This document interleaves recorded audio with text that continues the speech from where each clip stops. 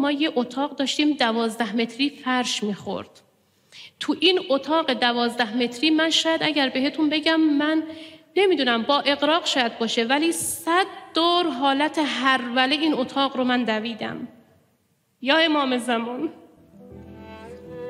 آقا جان شما منو میبینید، خودتون گفت، یعنی حالت هم اینجوری بود، آقا شما منو میبینید، مگه میشه شما از من غافل باشید؟ کلام خودتونه، فقط فرمودید لبتون رو تکون بدید وقتی مشکل دارید، خودتون فرمودید نمک زندگیتونم از ما بخواید.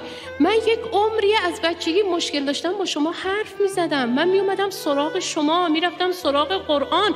درسته که من الان پاشم برم جای دیگه؟ من انقدر دویدم دور خونه تا افتادم، بی حال افتادم. به همسرم گفتم آقا من دیگه بریدم، دیگه خسته شدم، من دارم چمدونمو میبندم، ساکمو میبندم، فردا بلیط بگیر میخوایم بریم خونمون، من میخوام برم، اگرم قراره بمیرم بریم شهرمون بمیریم. رفتیم، چمدونمو داشتم میبستم. فردا شد، همسرم بلند شد گفت خانم بریم اون عالم رو هم ببینیم، ما که ندیدیم اون عالم رو، نمیدونیم کیه، بریم ببینیم، شاید یه چیزی گفت حالمون خوب شد، شاید طب سنتی داد حالمون بهتر شد، بریم یه سر به ایشون بزنیم. من گفتم حالم خوب نیست، دارم چمدونمو میبندم، شما برید. ایشون رفتن یه عبای توری انداختن، عمامه‌شون رو نذاشتن، رفتن. 5 دقیقه طول نکشیده بود زنگ زد گفت من مدارک پزشکیم یادم رفته، برام بیارش. من مدارک پزشکی رو علیرغم میلم برداشتم رفتم. وقتی رفتم در رو باز کردم دیدم یک عالم بزرگواری نشستن، همسر من بدون عمامه با اون عبای توری نشستن کنار ایشون. تازه وارد اتاق شده همسر من، هنوز هیچ حرفی بین ایشون رد و بدل نشده. من این آقا رو، این عالم رو در هیچ کجای این عالم ندیدمشون. ندیده بودم تو اون عمری که از خدا گرفته بودم، نه من نه همسرم، ما ایشون رو ندیده بودیم، ایشون ما رو ندیده بود.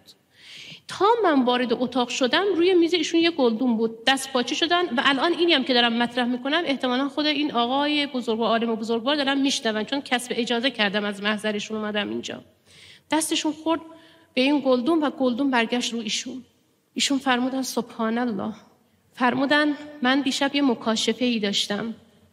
آقای آفریدون، شما با همین عبای توری بودی، عمامه سرت نبود، خانومت هم با همین مدارک پزشکی دستش بود، شما دیدم و فرمودن من خواب نبودم اما بیدارم نبودم، بین خواب و بیداری دیدم این صحنه رو، دیدم شما دوتا مستعسلید، راه میرید، مدارک پزشکی هم دست خانومتون و گریه میکنید، مرتب میگید یا امام زمان کمکمون کن، دارید امام زمان رو صدا میزنید. این اتفاق کی افتاده؟ دیروز عصر بود، من تو خونمون داشتم آقا رو صدا میزدم و فرمودن که همون لحظه حضرت رو زیارت کردم، کلامی بین ما رد و بدل نشد، ولی حضرت فرمودن فلانی به این جوان بگو شما از کودکی داری خوندماغ میشی.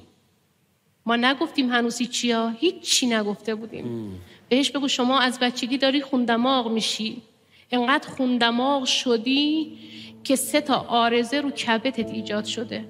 اما فقط رو کبد نیست، شما 3 عارضه هم رو سر داری و کسی نفهمیده. ببینید قرآن رو میز منه، عین حقیقت هر چی دارم میگم.